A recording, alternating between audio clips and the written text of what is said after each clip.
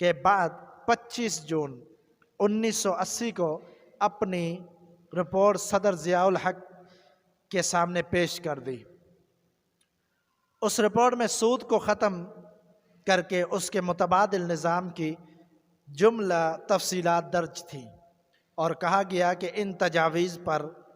عمل درآمد سے 2 سال کے اندر پاکستان کی معیشت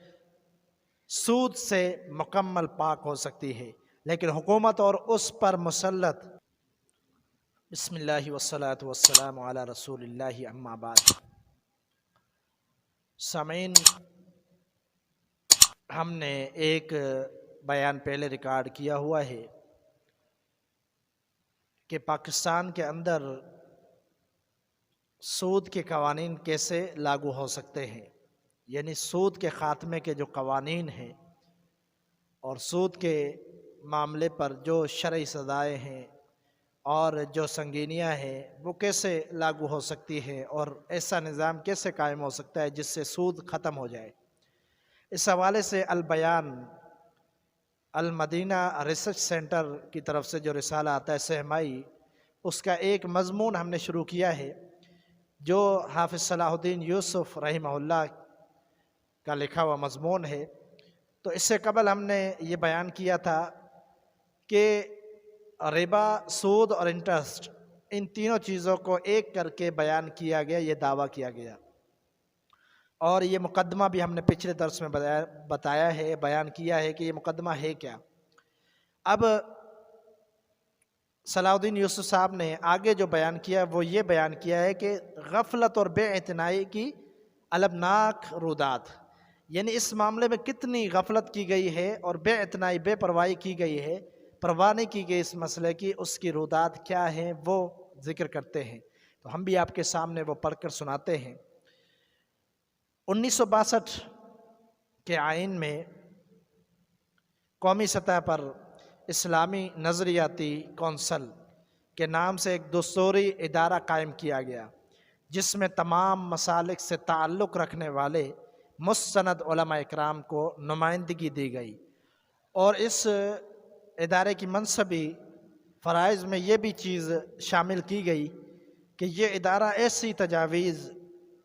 مرتب کرے گا جن پر عمل کر کے پاکستان کے عوام کی زندگیوں کو اسلامی سانچے میں ڈھالا جا سکے۔ چنانچہ 3 دسمبر 1969 کو اسلامی نظریاتی کونسل نے اپنی آئینی ذمہ داری کو ادا کرتے ہوئے ایک رپورٹ تیار کی، جس میں اتفاق رائے سے اس امر کا اظہار کیا گیا کہ ربا اپنی ہر صورت میں حرام ہے، اور شرع سود کی کمی بیشی سود کی حرمت پر اثر انداز نہیں ہوتی، یعنی کم ہو یا زیادہ ہو سود یہ حرام ہے۔ مزید یہ کہ موجودہ بینکاری نظام کے تحت افراد، اداروں اور حکومتوں کے درمیان قرضوں اور کاروباری لین دین میں اصل رقم پر جو اضافہ یا بڑھوتری کی جاتی ہے وہ بھی ربا کی تعریف میں آتی ہے۔ سیونگ سرٹیفکیٹس میں جو اضافہ دیا جاتا ہے وہ بھی ربا میں شامل ہے، اور اس کے ساتھ صوبوں، مقامی اداروں اور سرکاری ملازمین کو دیے گئے قرضوں پر اضافہ بھی سود ہی کی ایک قسم ہے، لہذا یہ تمام صورتیں حرام ہیں اور ممنوع ہیں۔ نظریاتی کونسل یہ سفارشات سودی نظام کے خاتمے کے لیے نہایت جامع تھی، یعنی یہ جو سفارشات پیش کی گئی یہ انتہائی جامع تھی کہ جو بڑی محنت سے نظریاتی کونسل میں جو علماء تھے انہوں نے ایک رپورٹ مرتب کی تھی،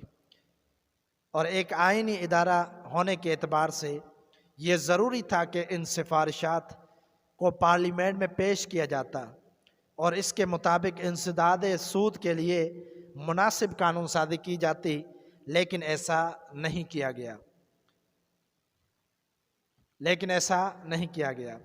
حالانکہ اصولی طور پر یہ کام پارلیمنٹ کا تھا کہ کونسل نے تو نہایت جامع انداز سے ایک رپورٹ مرتب کر کے ساری صورتحال واضح کر دی تھی۔ بہرحال کونسل نے مزید اتمام حجت کے لیے بینک کے ماہرین، اقتصادیات کے ماہرین اور علماء سے طویل گفتگو اور بحث مباحثہ کی کے بعد 25 جون 1980 کو اپنی رپورٹ صدر ضیاء الحق کے سامنے پیش کر دی۔ اس رپورٹ میں سود کو ختم کر کے اس کے متبادل نظام کی جملہ تفصیلات درج تھیں، اور کہا گیا کہ ان تجاویز پر عمل درآمد سے 2 سال کے اندر اندر پاکستان کی معیشت سود سے مکمل پاک ہو سکتی ہے، لیکن حکومت اور اس پر مسلط کردہ بیوروکریسی نے صدق کے دلانہ طور پر کونسل کے بتلائے ہوئے طریقہ کار کو اختیار نہیں کیا، یعنی دل سے یہ کام نہیں کیا، البتہ اپنے طور پر کچھ ایسے نیم دلانہ اقدامات کیے جس سے یہ تاثر یا مغالطہ دیا جائے کہ حکومت نے اس کام کا آغاز کر دیا ہے۔ یعنی اس طرح کی باتیں کی گئی تاکہ عوام بھی مطمئن ہو جائے، علماء بھی مطمئن ہو جائے، کونسل بھی مطمئن ہو جائے کہ کام شروع کر دیا گیا ہے۔ اور یہ اقدامات وہی تھے جو بینکوں میں غیر سودی کھاتوں کے نام سے بھی ایک شعبہ کھول دیا گیا۔ تو یہ سودی کھاتوں کے ساتھ ساتھ ایک غیر سودی کھاتے کا نظام بھی سودی نظام کے خاتمے کے لیے متبادل نظام نہیں تھا، یعنی بظاہر دکھایا جا رہا تھا کہ غیر سودی نظام، لیکن اس کے متبادل نہیں تھا، اس کے اندر بھی سود شامل تھا۔ دوسرے غیر ضروری کھاتے میں نئی اصطلاحات متعارف کرائی گئی، مثلا مضاربہ، مشارکہ، مرابحہ اور بیع معجل وغیرہ۔ یہ اصطلاحات بظاہر شرعی اور فقہی تھیں، جس سے یہ تاثر دیا گیا کہ سودی صورتوں کے مقابلے میں غیر سودی طریقے اختیار کر لیے گئے ہیں، تاہم حقیقت اس کے برعکس تھی۔ یعنی غیر سودی احکام قوانین شروع کر دیے گئے ہیں، لیکن یہ ایک دھوکہ تھا، یہ حقیقت کے برعکس قوانین تھے۔ یہ صرف ناموں اور اصطلاحات کا ہیر پھیر تھا، یعنی نام تبدیل کر دیے، اصطلاحات تبدیل کر دی، اور ان کھاتوں کے اندر اور بھی سودی روح ہی کار فرما تھی، اور ان کھاتوں کے اندر بھی سودی روح کار فرما تھی۔ چنانچہ نظریاتی کونسل نے جس بڑی محنت سے سود سے بچاؤ کے طریقے تجویز کر کے حکومت کو دیے تھے، صورتحال کو دیکھتے ہوئے بقول فیض ایک شیخ صلاح الدین یوسف رحمہ اللہ نے شعر نقل کیا کہ یہ داغ داغ اجالا،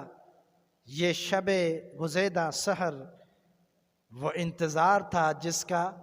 یہ وہ سحر نہیں، یعنی یہ وہ انتظار تھا جس کا وہ یہ سحر نہیں۔ تو مطلب یہ ہوا کہ ابھی تک انتظار ہی جاری ہے، ابھی تک کوئی عمل نہیں ہوا۔ جو بھی قانون جاری کیے گئے وہ ایک دکھلاوا تھا، غیر سودی نظام کے نام سے یا دوسرے ناموں سے شروع کر دیے گئے، لیکن یہ دکھلاوا تھا، حقیقت میں کوئی سود کو ختم نہیں کیا گیا تھا۔ تو اس کے بعد انشاءاللہ آگے دوسرا ایک قانون کونسل نے پیش کیا، دوسری ایک